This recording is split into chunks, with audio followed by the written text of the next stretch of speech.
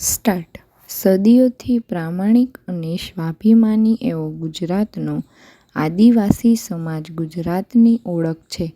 તેમના સર્વગ્રાહી વિકાસ માટે વડાપ્રધાનશ્રીએ શરૂ કરાવેલી જનજાતીય કલ્યાણ યોજના દિશાદર્શક બની છે. મુખ્યમંત્રી શ્રી ભૂપેન્દ્રભાઈ પટેલે સુરત જિલ્લાના નવરચિત અંબિકા તાલુકાના વસરાઈથી રાષ્ટ્રીય આદિવાસી ઉદ્યોગ મેળાનો પ્રારંભ કરાવ્યો હતો. પેરેગ્રાફ. મુખ્યમંત્રીશ્રીએ કહ્યું કે વડાપ્રધાનશ્રીએ આત્મનિર્ભર ભારતનું જે વિઝન આપ્યું છે તેમાં આદિવાસી ઉદ્યોગો, પરંપરાગત કલા અને એમએસએમઈના યોગદાનથી આ મેળો નવી દિશા કંડારશે. સ્વસહાય મહિલા જૂથો, સ્ટાર્ટઅપ્સને પ્રોત્સાહન અને કૌશલ્યવર્ધન કેન્દ્રોથી યુવાઓ જોબ ગીવર બન્યા છે. આદિવાસી સમાજના યુવાનો યુવતીઓને સ્વરોજગારી માટે પ્રેરણા તેમજ નાના મધ્યમ કક્ષાના એમએસએમઈ ઉદ્યોગકારો અને વ્યવસાયોને એક મંચ પર લાવી ઉદ્યોગોને વ્યાપક બનાવવાનો આ મેળાનો ઉદ્દેશ હતો. આદિવાસી વાનગીઓના 80 ઉપરાંત સ્ટોલ્સ, દેશભરના રાજ્યોના 700થી વધુ પ્રતિનિધિઓની સહભાગિતા અને એમએસએમઈ માટે બિઝનેસ વર્કશોપ વગેરે દ્વારા મેળાએ એક ભારત શ્રેષ્ઠ ભારતનો સંકલ્પ સાકાર કર્યો. મુખ્યમંત્રીશ્રી ઉપરાંત નાણામંત્રી શ્રી કનુભાઈ દેસાઈ, આદિજાતિ વિકાસ મંત્રી શ્રી નરેશભાઈ પટેલ અને રમતગમત રાજ્યમંત્રી શ્રી જયરામભાઈ ગામિતની ઉપસ્થિતિમાં આ મેળાના પ્રારંભે સુરત જિલ્લામાં માર્ગ મકાન વિભાગ દ્વારા રૂ. 858 કરોડના વિવિધ વિકાસ કામોના ઈ-ખાતમુહૂર્ત અને ઈ-લોકાર્પણ થયા. પેરેગ્રાફ. ભારતમાં પુરાણ કાળથી રમતગમત એ સંસ્કૃતિ અને જીવનશૈલીનો મહત્વપૂર્ણ હિસ્સો રહી છે.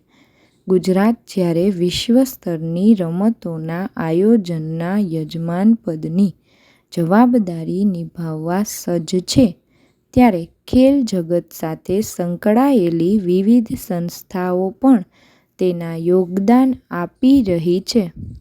વડાપ્રધાન શ્રી નરેન્દ્રભાઈ મોદીના નેતૃત્વમાં કોમનવેલ્થ ગેમ્સની યજમાની ભારતને મળી અને તેમાં પણ અમદાવાદની પસંદગી થઈ.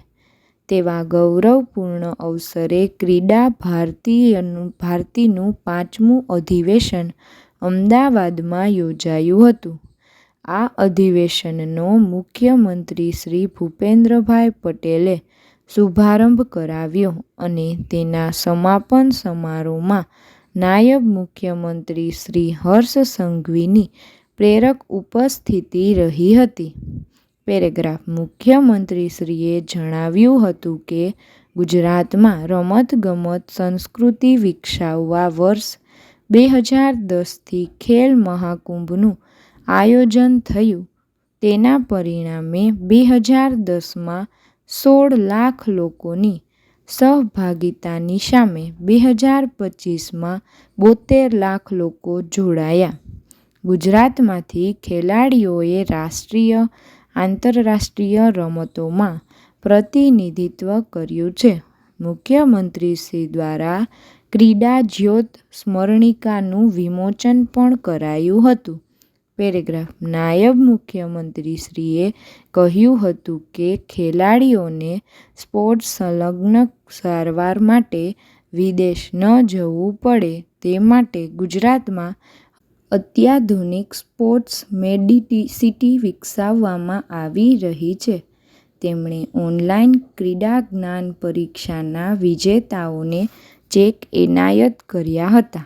આ અધિવેશનમાં સમગ્ર દેશમાંથી ક્રીડા ભારતી સંસ્થા સાથે જોડાયેલા ખેલાડીઓ અને સ્વયંસેવકો ઉપસ્થિત રહ્યા હતા. પેરેગ્રાફ. ગુજરાતના મુખ્યમંત્રી શ્રી ભૂપેન્દ્રભાઈ પટેલ સૌ નાગરિકોને પોતાના લાગે છે, જેનું કારણ સ્પષ્ટ છે. તેઓ જ્યારે જેને મળે છે ત્યારે તેમના થઈને તેમની વાત ધૈર્યપૂર્વક સાંભળે છે અને તેમના મનમાં એક સરળ છતાં મક્કમ વ્યક્તિત્વની અમિટ છાપ જન્માવે છે. તેથી જ તેમને દાદાના હુલામણા નામે પણ ઓળખવામાં આવે છે. તેની સરળ શૈલી સામેવાળાને પોતાના બનાવી લે છે. એવો જ અનુભવ ડાંગના બાળકોને પણ થયો. મુખ્યમંત્રી શ્રી ભૂપેન્દ્રભાઈ પટેલે વનવાસી વિદ્યાર્થીઓ પ્રત્યે સંવેદના દાખવીને ડાંગના બાળકો સાથે ખાસ સમય ફાળવીને ગાંધીનગરમાં મુલાકાત કરી હતી. ડાંગ જિલ્લાના માલેગામની શાળાના શિક્ષકો સહિત 150થી વધુ વિદ્યાર્થીઓ શૈક્ષણિક પ્રવાસ દરમિયાન ગાંધીનગર આવ્યા હતા. ત્યારે મુખ્યમંત્રીશ્રી સાથેની તેમની આ સહજ મુલાકાત આદિજાતિ વિદ્યાર્થીઓ માટે યાદગાર સંભારણું બની હતી. પેરેગ્રાફ. મુખ્યમંત્રીશ્રીએ આ બાળકો પાસેથી તેમને અભ્યાસ માટે મળી રહેલી અદ્યતન સુવિધાઓની વિગતો પણ જાણી હતી. સાંસદ શ્રી ગોવિંદભાઈ ધોળકિયાના ટ્રસ્ટીપણા હેઠળ સંચાલિત પ્રયોસા પ્રતિષ્ઠાન દ્વારા ડાંગ જિલ્લાના માલેગામમાં વનવાસી વિદ્યાર્થીઓ માટે સર્વાંગી શિક્ષણ અને વિકાસનો અનોખો સેવાયજ્ઞ ચાલે છે. પ્રયોસા પ્રતિષ્ઠાન દ્વારા 2002થી શરૂ થયેલા સંતોકબા ધોળકિયા વિદ્યા મંદિરમાં ડાંગ જિલ્લાના 142 અંતરિયાળ ગામોના 400થી વધુ બાળકો આ નિવાસી શાળામાં અભ્યાસનો લાભ મેળવી રહ્યા છે. આ શાળામાં ભણીને આ વર્ષે એક વિદ્યાર્થી IIT દિલ્હીમાં અને 2 વિદ્યાર્થીઓ IIT રૂડકી અને ગોવામાં છે. અગાઉ 182 એન્જિનિયર્સ, 22 ડોક્ટર્સ, 36 શિક્ષકો અને 65 જેટલા વિદ્યાર્થીઓએ પેરામેડિકલ અભ્યાસનો લાભ મેળવ્યો છે. તેની વિગતોથી પણ મુખ્યમંત્રીશ્રી પ્રભાવિત થયા હતા.